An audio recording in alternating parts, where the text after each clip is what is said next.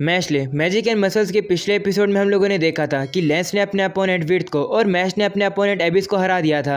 और अब एपिसोड 10 में हम लोग डॉट और फिन की बैटल को देखेंगे। लेकिन अब दूसरी तरफ हम लोग एक बंदे को देखते हैं जो कि इसी तरफ आ रहा होता है। वो बंदा यहाँ पर हेडमास्टर के कहने पर आया है। वो जैसे बेसमेंट में आता है वो डिस्क्लोज का यूज करता है, जिसकी वजह से अब वहाँ का दरवाजा खुल जाता है और अब वो अंदर आ जाता है। और अब वापिस हम लोग को बैटल का सीन दिखाया जाता है, जहाँ पर मिलो लव से कहता है कि ये लड़ाई मैं तुम पर छोड़ता हूँ। ऐसा बोलकर अब वो वहाँ से चला जाता है। जिसके बाद लव उन लोगों को अपना इंट्रोडक्शन देती है। वो उन लोगों से कहने लगती है कि क्या तुम लोग मुझे पसंद करते हो। तो अब डॉट उसे कहने लगता है लेकिन हम लोग तो तुम्हें अच्छे से जानते भी नहीं है, हम लोग तुम्हें पसंद कैसे करेंगे। तो अब ये सुनकर लव उनसे कहती है तो क्या मैं क्यूट हूँ? मैं क्यूट हूँ ना, कहो कि मैं क्यूट हूँ। वो उन लोग को इसी तरीके से फोर्स करने लगती है ये बोलने के लिए कि वो क्यूट है। ये सुनकर डॉट का दिमाग खराब हो जाता है। वो उससे कहने लगता है कि मुझे तुम्हारी जैसी लड़कियां पसंद है, लेकिन माफ करना फ्यूचर में मेरी शादी लेमन से होगी, इसलिए मैं तुमसे शादी नहीं कर सकता हूँ। ये सुनकर लव दुखी हो जाती है और उसे कहती है तो क्या इसका मतलब तुम किसी और को पसंद करते हो? क्या तुम उस पर्सन को मुझसे भी ज्यादा पसंद करते हो? जिस पर डॉट उसे कहते हैं हाँ तुमसे भी ज्यादा मैं लेमन को पसंद करता हूँ। ये सुनकर लव गुस्से में आ जाती है और अब उसे कहती है अगर ऐसी बात है तो तुम मर जाओ। ऐसा बोलने के बाद वो उन लोगों के ऊपर हमला कर देती है। लेकिन अब डॉट भी अपने एक्सब्लॉम का यूज करके उसके अटैक को रोक देता है। उसे रोकने के बाद डॉट को रियलाइज हो जाता है कि लव सही में काफी ज्यादा पावरफुल है। वहीं पर अब लव गुस्से में होती है। वो कहने लगती है कि सारी लड़कियां प्रिंसेस होती है,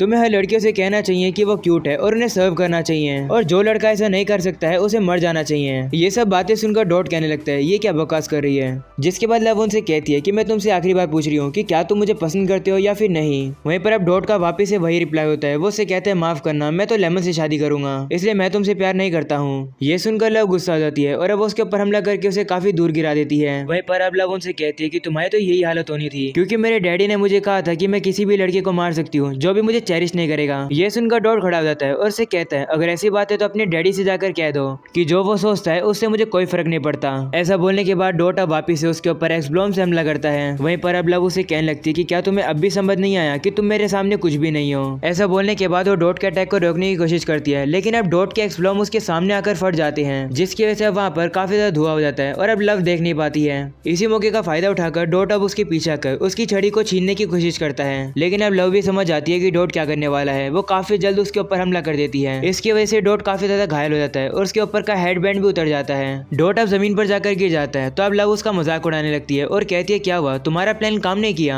तुम तो मेरे सामने काफी कमजोर हो, तुम मुझे नहीं हरा सकते हो। चलो मैं तुम्हें एक और बात बताती हूँ कि मेजेलोपस का जो फोर्स फैंग है जिसका नाम माइलो है, वो अपने दुश्मनों को पत्थर का बना सकता है। और अभी माइलो का दुश्मन वो है जिसने गेट खोला था, यानी कि मैश। तुम्हारे पास अब सिर्फ 30 मिनट है। अगर तुम मुझे 30 मिनट में नहीं हरा पाए तो माइलो मैश के पास पहुंच जाएगा और फिर वो उसे पूरी तरीके से पत्थर की मूर्ति बना देगा। वैसे तुम तो मुझे रोक ही नहीं पाओगे। ऐसा बोलने के बाद लव एक टोर्नेडो केज का यूज करती है और अब डॉट एक टोर्नेडो के अंदर फंस जाता है। उसे काफी दर्द होने लगता है। जिसके बाद लव बताती है कि जो भी इस टोर्नेडो के अंदर फंस जाता है वो कभी भी इससे बाहर नहीं आ पाता है। जिसके बाद वो मैश की बेइज्जती करने लगती है, ये कहकर कि मैश तो एबल के सामने टिक भी नहीं पाएगा। वो लेंस से कहती है कि मैश तो तुम्हारे जैसा बेवकूफ है। जिसके बाद अब डॉट को दिखाया जाता है। वो कहने लगता है कि मुझे हर तरफ दर्द हो रहा है, मुझे सांस लेने में भी दिक्कत हो रही है, शायद लव सही कह रही है, मैं उसके सामने काफी कमजोर हूँ, शायद से मैं उसे नहीं हरा सकता हूँ। जिसके बाद हम लोग को डॉट की पास्ट की मेमोरी दिखाई जाती है, जहाँ पर डॉट के पास एक नई झाड़ू होती है। तभी एक बच्चा उसके पास आकर उसे जबरदस्ती अपनी झाड़ू को डॉट की नई झाड़ू से एक्सचेंज कर लेता है। वहीं पर डॉट भी उस लड़के को कुछ नहीं बोल पाता है और वो अपनी झाड़ू को एक्सचेंज कर लेता है। तभी हम लोग देखते हैं वहाँ पर डॉट की बड़ी बहन आ जाती है, जो कि ब्लास्ट करके उन बच्चों को वहाँ से भगा देती है और अब वो डॉट को उसी की झाड़ू वापस रिटर्न कर देती है। डॉट की बहन डॉट से कहती है कि तुमने उन बच्चों से लड़ाई क्यों नहीं करी, अपनी झाड़ू तुमने ऐसे ही क्यों दे दी।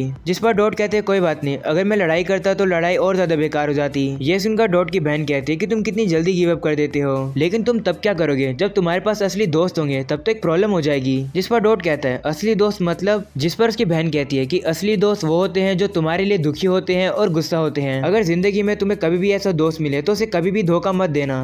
अपनी बहन की बात याद करने के बाद डॉट याद करता है कि जब सिल्वा ने और उस लड़की ने मिलकर डॉट का काफी ज्यादा मजाक उड़ाया था, लेकिन तभी मैश वहाँ पर आता है काफी गुस्से में और उसने उन लोगों से कहा था चुप होने के लिए। ये बात याद करके डॉट कहता है मैश मेरा दोस्त है, वो मेरे लिए गुस्सा हुआ था, ये लव मेरे दोस्तों का मजाक नहीं उड़ा सकती है। वहीं पर हम लोग दूसरी तरफ लव को देखते हैं, जो कि फिन के ऊपर हमला करने वाली है। लेकिन तभी हम लोग देखते हैं डॉट अब उस टोर्नेडो से बाहर आ जाता है। डॉट अब लव पर काफी ज्यादा गुस्से में होता है। हम लोग उसके फोरहेड पर एक मार्क को भी देखते हैं। ये सब देखकर लव काफी ज्यादा शॉक होती है। वो कहने लगती है आखिरकार डॉट ने मेरी स्पेल को तोड़ कैसे दिया और उसकी मैजिक पावर इतनी ज्यादा कैसे बढ़ गई। ऐसा बोलने के बाद लव अब उसके ऊपर हमला करती है, लेकिन अब डॉट एक्सब्लॉम का यूज करके उसके अटैक को काफी इजीली से रोक लेता है। ये देखकर लव काफी ज्यादा शॉक होती है। वो सोचने लगती है कि आखिरकार डॉट ने ऐसा कैसे कर दिया। जिसके बाद वो डॉट के फोरहेड पर उस मार्क को नोटिस करती है और कहती है ये मार्क के बारे में तो मैंने सुना है। लव बताती है कि मैंने सुना है कि जिन भी बच्चों के फोरहेड पर ये वार्डिंग क्रॉस होता है वो अपने डिमोनिक मैजिक पावर को रिलीज करते हैं जब भी उनके इमोशंस लिमिट पार कर देते हैं। इसे ईरा क्रॉस कहा जाता है। जिसके बाद अब डॉट से कहने लगता है कि तुमने मेरे दोस्तों को इंसल्ट किया, तुम्हें काफी ज्यादा पनिशमेंट मिलेगी अब तो।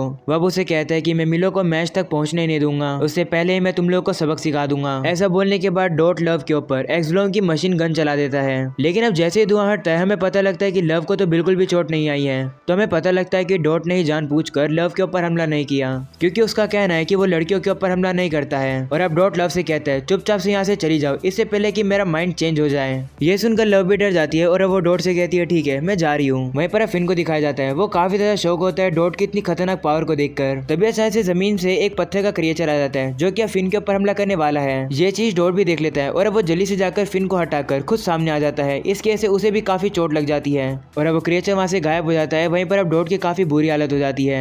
ये देखकर अब फिन डॉट से माफी मांगने लगता है, जिसके बाद हमें पता लगता है कि वो क्रिएचर तो मिलो का था। मिलो वहां पर आ जाता है। वो लव से कहने लगता है मुझे लगा था कि तुम इन दोनों को संभाल लोगी, जिस पर लव उसे कहती है माफ करना, एक गलती हो गई। ये सुनकर मिलो काफी गुस्से में होता है। वो डॉट और फिन के ऊपर हमला कर देता है, जिसके बाद डॉट को दिखाया जाता है उसके पास लड़ने के लिए अब और ज्यादा हिम्मत नहीं है। वहीं पर अब लव मिलो के बारे में बताने लगती है कि मिलो एक प्रोडोजी है, वो सिर्फ फर्स्ट ईयर स्टूडेंट है और फिर भी वो मेजर लुपुस में है। मिलो के सामने तो ये दोनों बिल्कुल भी टिक नहीं पाएंगे। जिसके बाद हम लोग देखते हैं मिलो अब उनके ऊपर हमला करने वाला होता है, लेकिन तभी अचानक से एक काफी तेजी से तलवार वहां पर आती है जो कि मिलो के अटैक को तोड़ते हुए सीधा मिलो को जाकर लगती है। इस वजह से मिलो अब काफी दूर जाकर गिर जाता है। ये देखकर तो डॉट भी काफी ज्यादा शौक हो जाता है। वो सोचने लगते हैं कि आखिरकार ये क्या हुआ। वहीं पर अब मिलो को दिखाया जाता है जो कि काफी ज्यादा शौक होता है। वो सोचने लगता है कि आखिरकार मेरे अटैक को इतना आराम से किसने रोक दिया। तभी तलवार से हमला करने वाला बंदा सामने आ जाता है और हमें पता चलता है कि ये तो वही बंदा है जिसको हमने एपिसोड की स्टार्टिंग में देखा था। उस बंदे को देखकर मिलो काफी डर जाता है। वो कहने लगता है आखिरकार तुम यहाँ क्या कर रहे हो। जिसके बाद हमें पता लगता है कि इस बंदे का नाम होता है रेन एमस और ये डिवाइन विजनरी है। मिलो अब रेन से काफी घबरा जाता है। वो उससे बात करने की कोशिश करता है, लेकिन ये तो बस एक नाटक था। वो पीछे से रेन के ऊपर वापिस से उसी क्रिएचर से हमला करता है, लेकिन अब रेन भी काफी पावरफुल होता है। वो अपनी तलवार से उस क्रिएचर को एक ही बारी में खत्म कर देता है। जिसके बाद अब रेन मिलो से कहता है गार्बेज कहीं के, मेरा टाइम वेस्ट मत करो। ऐसा बोलने के बाद अब वो मिलो के ऊपर काफी ज्यादा तलवार से हमला करता है। ये देखकर डॉट शॉक हो जाता है और कहने लगता है तो ये है डिवाइन विजनरी की पावर। जिसके बाद अब धुआं हटता है और हमें पता लगता है कि मिलो की तो काफी बुरी हालत हो चुकी है। तभी रेन उसके पास आता है। उसे देखकर मिलो घबरा जाता है और कहता है मेरे पास और कोई भी चॉइस नहीं थी, मुझे बस रिग्रेट हो रहा था कि मैं उसे नहीं हरा पाया। वहीं पर अब रेन उसकी बात नहीं सुनता है, बल्कि वो उसके पेट में काफी जोर से लात मारता है। वह उसे काफी ज्यादा मारने लगता है और कहता है तुम्हें पछतावा हो रहा है। इस वर्ल्ड में सबसे इंपॉर्टेंट चीज एक्शन है, ना कि वर्ड्स। तुम जैसे पर्सन की बात पर तो मैं कभी भी बिलीव नहीं करूंगा। तुम लातों के भूत हो, बातों से कहाँ मानोगे, तुम्हें मार कर ही बताना होगा। जिसके बाद अब रेन डॉट से कहते हैं कि तुम लोग यहाँ पर क्या कर रहे हो, जल्दी करो और यहाँ से निकल जाओ, मैं इससे सारी डिटेल्स निकलवा लूंगा। वहीं पर अब रेन से तो लव भी डर जाती है और अब वो वहाँ से भाग जाती है। डॉट भी काफी ज्यादा डरा हुआ होता है। वो सोचने लगता है कि आखिरकार डिवाइन विजनरी यहाँ क्या कर रहा है। तभी फिन को दिखाया जाता है जो कि रेन से कहते हैं बड़े भाई तुम यहाँ क्या कर रहे हो। ये सुनकर डॉट काफी ज्यादा शौक हो जाता है कि रेन फिन का भाई है। और अब अगले सीन में हम लोग को रेन को दिखाया जाता है जो कि अब आगे चल रहा होता है। वो मन में कहने लगता है कि हेडमास्टर ने मुझे कहा था कि इनोसेंट जीरो के मेंबर्स यहीं पर आए हैं, जरूर वो अपनी पावर को कंप्रेस कर रहे होंगे ताकि वो छुप सके,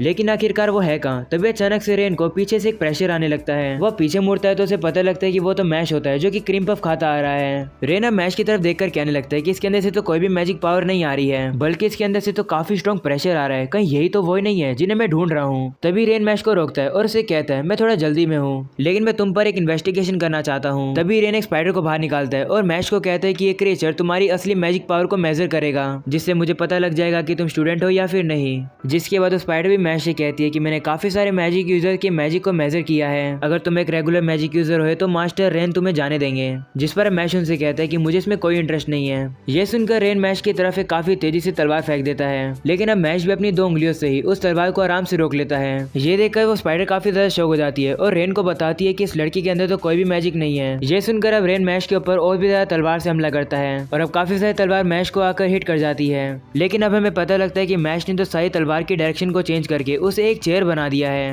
वहीं पर अब रेन को रियलाइज हो जाता है कि मैश अब इनोसेंट जीरो से नहीं है, लेकिन फिर भी वो मैश से कहता है कि मैं तुम पर एक और टेस्ट करना चाहता हूँ। ऐसा बोलने के बाद रेन अब मैश के ऊपर अपने पावरफुल अटैक से हमला करके काफी सारी तलवार को मैश की तरफ फेंकता है। वहीं पर अब मैश भी एक तलवार को उठा लेता है, जिसके बाद वो सारे तलवारों के अटैक को एक एक करके रोकने लगता है। इसी तरीके से वो सारी तलवारों को रोक लेता है। ये देखकर स्पाइडर भी शॉक हो जाती है। वो कहने लगती है कि आखिरकार ये लड़का ये कैसे कर रहा है। ये सब देखकर अब रेन मैश से पूछता है तुम्हारा नाम क्या है, जिस पर मैश उसे कहता है कि मेरा नाम तो मैश बर्नडेड है। ये सुनकर अब रेन को हेडमास्टर की बात याद आती है, जहाँ पर हेडमास्टर ने रेन को मैश के बारे में बताया था। ये कहते हैं कि मैश काफी ज्यादा यूनिक है और उसका हार्ट काफी ज्यादा स्ट्रॉन्ग है। जिसके बाद अब रेन पहचान जाते हैं कि ये तो मैश है और अब वो मैश से माफी मांगने लगता है उसके रूड बिहेवियर के लिए। वह मैश को एक मैजिकल हैंकी देता है। ये कहते हैं कि इससे तुम्हारी जो चोट है वो हील हो जाएगी। तो मैश भी उस हैंकी को ले लेता है और देखता है कि इसके ऊपर तो बनीज बने हुए हैं। वह रेन से कहते हैं कि तुम्हें ये रैबिट पसंद है क्या, लेकिन अब रेन कोई भी जवाब नहीं देता है। वो मैश को गुस्से से देखता रहता है। तो मैश भी डर जाता है और अब वो हैंकी को एक्सेप्ट कर लेता है और रेन का शुक्रिया करता है। जिसके बाद अब रेन मैश को केयरफुल रहने के लिए कहता है और कहता है तुम एबल से लड़ने के लिए जा रहे हो ना।